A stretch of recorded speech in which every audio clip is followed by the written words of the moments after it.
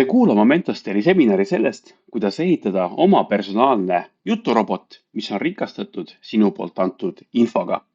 Mina olen Toomas Mõttus ja räägingi täna sellest, kuidas sellist juturobotit teha, mis see juturobot on ja milliseid samme võiks pärast sellise juturoboti tegemist veel astuda. Ja natukene minu taustast ka. Minu taust on seotud turunduse ja juhtimisega. Olen erinevaid IT-ettevõtteid juhtinud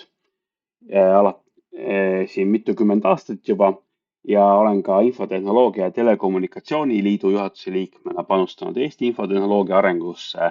Olen Baltic Institute of Corporate Governance sertifitseeritud nõukogu liige, aga kuna ma olen ka kogu elu IT-sektoris töötanud, siis on midagi ka tehnilist mulle külge jäänud, et ma olen Microsofti sertifitseeritud AI-insener, andmeinsener ja andmeanalüütik. Aga täna me ei räägi Microsofti teemadest, täna räägime hoopiski ChatGPT-st ja kuidas ChatGPT-s teha sellist juturobotit, mis on siis teie enda infoga rikastatud. Aga enne seda, kui läheme selle ChatGPT juurde, siis räägin, miks nüüd on just õige aeg AI-ga tööd teha. Et kui me veel mõned aastad tagasi tegime AI projekte, siis see oli selline pooleaastane projekt, kus oli hästi palju tehnilist ettevalmistust, andmete analüüsi ja peale pooleaastast projekti ei pruukinud üldse mitte mingisugust tulemust olla, siis tänaseks oleme jõudnud olukorda, kus AI-firmad, on nad siis OpenAI või on ta siis Facebook ehk Meta või on ta siis Google, on teinud suurepärased AI-mudelid, mis juba on eeltreenitud ja tänu sellele eeltreenitusele me ei pea ise enam nii palju seda mudelit treenima, vaid me peame seda mudelit rikastama oma andmetega. Ja ehk see tähendab seda, et mudel on eeltreenitud, me ei pea seda ise mudelit treenima. Me ei pea teadma andmete struktuuri, sest tänu sellele, et need andmed või need mudelid on nii suured, siis kõikides nendes mudelites on oma struktuur juba olemas, ehk kõik andmed, mis me anname mudelile kasutamiseks, need pannakse olemasolevasse struktuuri ja seal tekib ise selline korrastatus andmetele ja me võime ka andmeid anda ja kuna mudelid on juba nii suured, siis enda andmetega, on ta siis ka näiteks mingisugused erinevad tabelid, oskavad AI-mudelid ise juba midagi peale hakata. Aga selleks, et aru saada, mille poolest siis ChatGPT ja GPT erinev on, siis GPT tähendab Generative Pre-trained Transformer, mis tähendab siis seda, et ta loob uut sisu varasema treeningu alusel. See pre-trained on see hästi tähtis selles mõistes, et on juba eeltreenitud see mudel ja ta on eeltreenitud kogu interneti andmete peale, ehk see mudel on väga suur. Ja ChatGPT on siis juturobot, mis on rikastatud nende oma oskustega ja kuidas siis praegu me veel ei ole, et ChatGPT on siis juturobot, mis oskab seda kasutada olemasolevate andmemudelit all ja on optimeeritud dialoogi pidama ja seal on sisufiltrid, et see sisu, mida sa ChatGPT-lt saaksid, oleks eetiline. Ja kuidas siis GPT mudeleid treenitakse, on siis see, et tekstid jaotatakse tükkideks. Siin on üks näide, kuidas neid tükkideks jaotatakse ja siis lihtsalt tegu on statistilise mudeliga, mis ennustab tõenäoliselt järgmist lõiku või järgmist silpi ja sellised need mudelid on. Nüüd OpenAI on teinud selle GPT mõiste natukene segasemaks, et GPT ei ole mitte ainult nüüd see mudel, vaid GPT on ka siis selline väike teenus selles ChatGPT-s, mis võimaldab sul teha oma GPT-sid ehk siis need nagu juturoboteid, mis on rikastatud sinu enda infoga. Ja see juturobot areneb vastavalt sellele, kuidas sa seda juturobotit arendad, milliseid küsimusi sa esitad, milliseid juhiseid sa talle annad, millist dokumentatsiooni talle annad. Ja lähmegi nüüd kohe pikema jututa, lähme vaatame, kuidas neid juturoboteid teha ja mida see juturoboti tegemine tähendab. võtame siit kohe selle ChatGPT lahti. Nii, ja mul on siin juba tehtud mõned juturobotid oma asjade jaoks. Näiteks on mul siin tehtud piltide jaoks või fotode genereerimiseks see juturobot, kus on mul juba ette antud teatud reeglid. Ehk siis, kui ma oma ettevõtte jaoks teen erinevaid AI genereeritud pilte, et nad oleksid erinevad pildid oleksid kogu aeg nagu samas stiilis, et tekiks veel minu oma ettevõtte nagu selline tüüpiline selline stiil, kuidas need pildid välja näevad. Samamoodi on aastaaruande analüüs näiteks, et tegin siin ühe juturoboti, mis oskab aastaaruannet analüüsida ja tegin ühe juturoboti, mis siis oskab Eesti kohta küsimustele vastata ja oskab ka Eesti kohta küsimusi genereerida niimoodi, et sa saaksid lõbusalt mängu pidada selle juturobotiga. Aga täna teeme täitsa uue juturoboti ja selle juturoboti siis ülesanne on see, et me käsime juturobotil kasutada meie antud dokumente, mis on siis täna mul Euroopa Liidu õigusnormidest alla laetud PDF-id, mis puudutavad jätkusuutlikkuse direktiivi ja siis ka mõned täiendavad lisad ja Q&A ehk küsimused-vastused. Ja me võime alati, mis siis nagu omapärane võib-olla selles on see, et täna see kasutajaliides on ainult inglise keeles, siin eestikeelset kasutajaliidest ei ole, aga kuna mudel on treenitud kogu interneti andmete peal, siis mudelis on ka hästi palju eestikeelset sisu ja see, et mudeli või selle GPT loomisel me ei saa eesti keelt kasutada, ei tähenda seda, et me ei saaks eesti keeles mudeliga suhelda. Ja nüüd, kui ma avasin selle uue GPT tegemise akna, siis mul ta pakkus kohe, ma saan seda konfigureerima hakata, aga on võimalik lihtsamalt hakata ja öelda, et kus GPT küsib mu käest, et mida ma tahaksin teha. Ja ma kirjutangi, et ma tahaksin teha, soovin teha sellist juturobotit, mis oskab vastata Euroopa Liidu CSRD direktiivi küsimustele minu poolt. Kuidas siis öelda, üles laetud dokumentide alusel. Nii, nüüd ta loeb selle teksti ära, mis ma talt soovisin. Nüüd ta mõtleb, mis sellise juturoboti nimi võiks olla.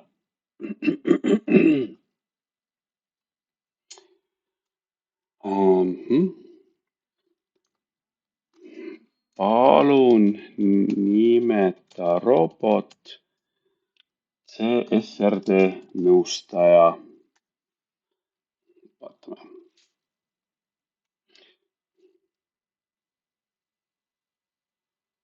Nonii, nüüd ta pakub mulle pildi. Vaatame, mis see pilt tuleb.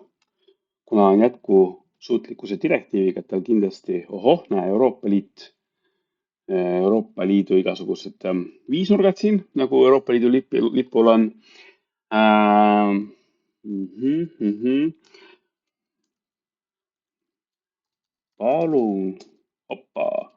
Palun kohanda logo selliselt, et see väljendaks jätkusuutlikkust.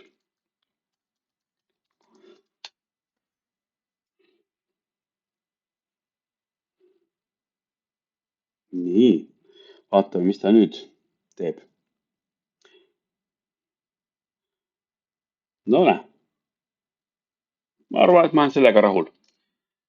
Jah, see sobib. Et te näete, et kuigi ta minuga suhtleb inglise keeles, siis ma saan talle vastata eesti keeles ja ta saab sellest suurepäraselt hakkama, sest et see mudel, kus see nagu keelemudel ja kogu see nii-öelda tähenduste mudel, mis OpenAI-l on nii suur, et seal ka eestikeelsed sõnad ja ingliskeelsed sõnad on ühtses mudelis ja sarnasuse alusel saab aru, mida ma mõtlen. Ja nüüd ma ütlen talle niimoodi, et palun kasuta ainult neid dokumente vastamiseks, mida olen üles laadinud. Nii, ja kohe laeme siis need dokumendid ka. Otsin kohe, kus mul siin need dokumendid on. Hopp, on mul siin neid terve hunnik, nii eestikeelseid kui ingliskeelseid. Nii, hetk läheb aega, kuni üles laetakse need dokumendid, ära töödeldakse. Et see töötlemine võtab ka mingi aja, vaatame. Ahah, nii, nüüd on kõik dokumendid on töödeldud.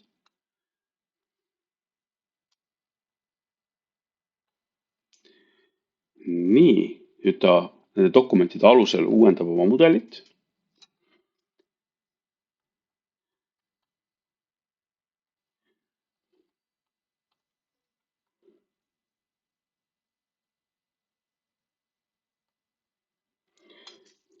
No, eestlaslikult ta küsib mult, et kas ma tahaksin pikemaid või lühemaid vastuseid. Ütleme, et siis ma soovin lühemaid vastuseid.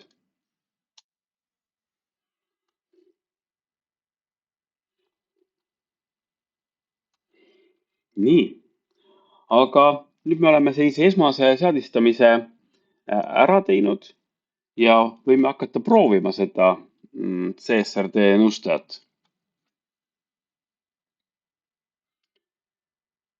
Nii, küsin siis, et kuidas mõjutab CSRD väikesi ja keskmisi ettevõtteid?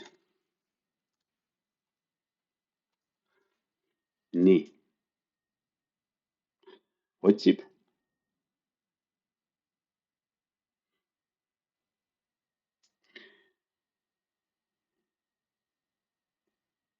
Näete, leidis ja kui ta vastab siin, siis ta peaks kohe all näitama ka, millisest dokumendist ta selle vastuse võttis. Vaatame. Päris pikalt vastab, et ma palusin, et ta vastaks lühidalt, aga vastab päris pikalt. Nii. Aga seda viidet ei pandud. Olgu, aga ma olen nüüd seda seadistanud.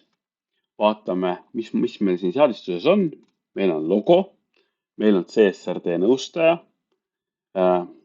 Meil ta annab lühikesi vastuseid üles laetud dokumentidele.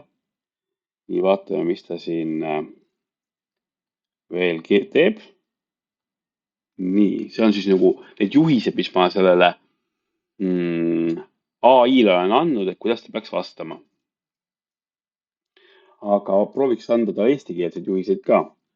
Palun kasuta ainult neid dokumente, mille olen GPT-le üles laadinud. Palun vasta alati selles keeles, milles küsimus on esitatud. Et need on nagu olulised märkused siis, et eriti just see keeleosa, et aeg-ajalt, kuna meil on juhised on inglise keeles, siis kui on lühike küsimus, siis kui juhis on pikk inglise keeles, aga küsimus on lühike, siis tal tekib segadus, millises keeles ta peab vastama. Ja siis ta kipub vastama inglise keeles. Aga kui me ütleme talle kohe ära, et me vastaks selles keeles, milles on küsimus esitatud, siis ta eelistab alati seda keelt, milles küsimus on esitatud. Nii. Ja ärme luba tal veebi brausida ja võtame ära selle piltide genereerimise õiguse. Ja siin on tegelikult hästi oluline nagu osa nüüd on see, et kui te arvate, et teie teema, mida te ChatGPT-s tahate selles GPT-s arutada, on teie ettevõtte jaoks hästi konfidentsiaalne, siis võtke kindlasti siit see linnuke ära, siis OpenAI kasuta nende selle suhtluse sisu oma mudelite ajakohastamiseks ja parandamiseks. Nii. Ja nüüd ma valitsin siis Create ja kellele siis nähtav on, ma ütleks, et ta on ainult mulle nähtav, et ma ei taha seda poes avaldada, ma ei taha kõigile seda jagada. Ja nüüd ta siis hetke salvestab seda GPT-d, teeb seal võib-olla väikse mingi treeningu taga, et päris täpselt ei tea, mis ta seal teeb. Aga see salvestamine võtab hetke aega. Ja siin on mul siis võimalik see link võtta ja salvestada seda ja teistega jagada seda GPT-d. Nii, aga nüüd ta on valmis ja vaatame, milline siis, mida ta oskab mulle öelda. Mida tähendab topeltolulisuse põhimõte näiteks? Vaatame, kas tal on see kirjas seal.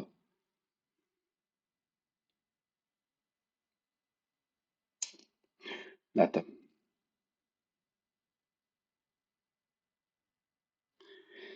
Oskas vastata, et paistab, et töötab. Ja mis siis on nagu see, et kui teil näiteks oma ettevõtte sisemised dokumendid arenevad, teil, ma saan seda siit redigeerida ka, et kui teil tekib uut dokumentatsiooni, kas siis Euroopa Liidus tekib uut dokumentatsiooni või teie ettevõtte siseselt tekib uus dokumentatsiooni, siis te saate siia neid dokumente juurde lisada ja sellega laiendada selle GPT juturoboti oskusi. Nii, aga selline see lühikene ülevaade oli, et ega siin nagu pikalt midagi rääkida ei ole, et ma arvan, et kõige parem on see, kui te lähete ise proovite ja ise proovimisega õpite kõige paremini seda tundma.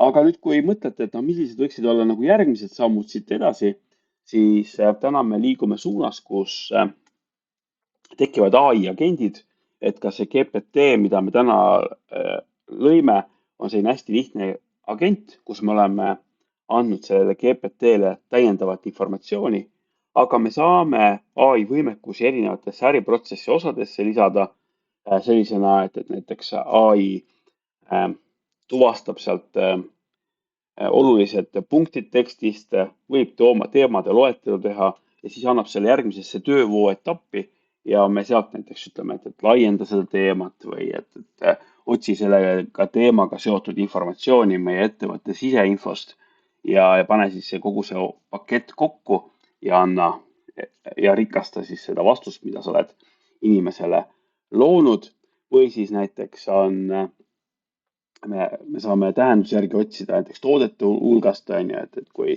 inimene küsib AI käest mingit teemat või mingit toodet, mis vastaks tema vajadustele, et sageli on ettevõtte toodete valik on nii suur, et juunior müügiinimesed ei pruugi kõiki tooteid teada, millega ettevõte tegeleb või kõiki valdkondi. Aga kui sa kirjeldad selle vajaduse, siis AI suudab toodete ja teenuste hulgast valida sobiva toote või teenuse ja sellise lühikese pakkumisega kokku kirjutada. See tähenduse baasist leitud infobaasil, eks ole. Ja kategoriseerimine, et see on üks valdkond, kus AI on väga-väga hea. Nagu ma ütlesin, et kuna AI on treenitud kogu interneti andmete pealt, siis tal on endal väga suur baas olemas, et need tänased mudelid, nendes on üle 1500 dimensiooni, täna tulevad uued mudelid, kus on üle 3000 dimensiooni ja ehk siis on need iga sõna, iga mõiste, mida sa kasutad, tal on oma selline kastikene AI tohutus mudelis ja juba vähese kirjelduse pealt suudab AI väga hästi teksti, sisu, lauseid kategoriseerida, et kui varem tähendas see kategoriseerimine kümnete tuhandete dokumentide söötmist AI-le, et AI saaks sealt siis omale mingi mudeli teha, siis nüüd piisab sellest, et sa annad kategooriate kirjeldused ja AI päris edukalt suudab need kirjelduste baasil informatsiooni kategoriseerida. Ja see, kuidas näiteks müügiprotsessis me saame täna AI-d kasutada, on see, et kui meil tuleb mingisugune päring, on ta teenuse soov või ostusoov kliendilt, siis AI tuvastab kliendi soovid, loetleb kõik need soovid, igale soovile otsib sobiva toote või teenuse. Kui meil on kindlat tüüpi müügiinimesed, me võime ka müügiinimeste oskused ära jagada ja AI oskab siis suunata selle teema just sellele müügiinimesele, kes seda tüüpi klientidega kõige edukamalt on hakkama saanud ja kogu selle varasema info pealt või kokku kogutud info pealt suudab siis AI panna kokku vastuse mustandi kliendile. Et täna ma võib-olla seda päris ei soovitaks, et lõpliku vastuse koostaks, et selleks, et see lõplik vastus teha, see tähendab ka ettevõtte sisemiste protsesside arendamist, mitte ainult AI arendamist. Ja teeb ka tegevuskava, mida siis järgmiste sammudena võiks teha. Ja kui inimesel võib see protsess, et leida need läbi mõelda, mida klient soovis, leida need tooted, teenused, mis võiksid kõige paremini tootevalikus sobida ja selline tegevuskava mustand koostada, kui inimesel võtab see tihtipeale nagu võib-olla terve päev aega, siis AI saab sellega mõne minutiga hakkama ja ülejäänud päeva saab inimene see mustandi pealt, mille AI koostanud on, hoopis kõrgema kvaliteediga tulemuse koostada. Ehk see on see, kuhu me täna liigume, et kogu selline informatsiooni kokkukogumine ja esmane töötlemine, puhastamine, rikastamine, et see töö antakse tasapisi AI-le ära ja inimene saab keskenduda valideerimisele, kas see tulemus, mida AI andis, kas see on tegelikult vastav ja keskenduda siis ka kommunikatsioonile kliendiga. Et sinna me täna liigume. Nii. Vot, ja kokkuvõtteks ma ütleks siis seda, et kui me vaatame, kus siis nagu see AI sellised eelised on, siis on kindlasti kiiruses, tõhususes, analüüsis ja sellistes rutiinsetes tegevustes, mida tihti peab tegema tihti ja mis võtab palju aega, kus võib-olla isegi nagu mõtlema ei pea, et kui sul on mingid protsessid, mida sa teed nagu korduvalt ja korduvalt ja korduvalt ja sul on selge metoodika selle jaoks, siis seda metoodikat on tavaliselt võimalik väga lihtsasti AI-le seletada ja AI saab selle töö sinu eest ära teha ja sa saad keskenduda nendele teemadele, mis loovad uut väärtust, et rutiintööd tavaliselt uut väärtust ei loo. Aga muidugi riskid selle juures on see, et selleks, et AI kõige paremini ära kasutada, peavad inimesed oskama AI kasutada ja aeg-ajalt ka ajakirjandus on loonud AI sellise pildi, et AI on võimeline kõik ära tegema. Et kahjuks või õnneks see täna nii ei ole ja aeg-ajalt mudelid teevad vigu ja ilma inimeseta me ei pääse, aga AI muudab iga inimese palju tootlikumaks, produktiivsemaks ja kiiremaks. See on selgelt nagu AI eelis. Vot, nendest teemadest, mis täna rääkisime, vaatasime, mis asi see ChatGPT või uut tüüpi AI on. Tegime hästi-hästi kiiresti ühe juturoboti, vaatasime, kus AI funktsionaalsusi veel saab kasutada ja arvan, et tänaseks aitab. Aitäh teile kuulamast ja peatsete kohtumisteni ja kui teil on küsimusi, ärge kõhelge ühendust võtmas. Aitäh teile!